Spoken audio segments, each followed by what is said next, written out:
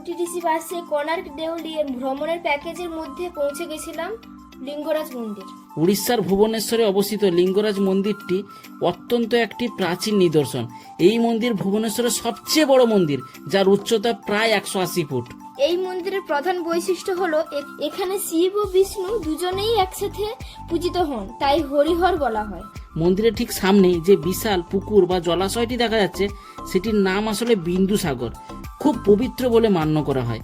বিন্দুসাগরের চারপাশে ছোট ছোট মন্দিরগুলোতে বিভিন্ন মূর্তি ছিল, যার মধ্যে 80%ই প্রাচীন শিবলিঙ্গ বলতে পারো। আর এই মূর্তিগুলো আগে পুজোও করা হতো, তবে এখন রেগুলার তেমন পুজো করা হয় না। বিন্দুসাগরের পাশের মূর্তিগুলো স্পেশাল ওকেশনেই পুজো করা হয়। মাঝখানের ওই ছোট মন্দির যা মনে হচ্ছে জলের ওপর ভাসমান, চন্দন যাত্রার উৎসবের জন্য ব্যবহার হয়। এই সময় লিঙ্গরাজ ঠাকুরকে নৌকায় করে পুকুরে মাঝখানে নিয়ে যাওয়া হয়। আর ভুবনেশ্বর কেউ গেলে চাইলেই মন্দিরটিকে অবশ্যই দর্শন করে আসবে, একটা স্পেশাল অনুভূতি আসবে।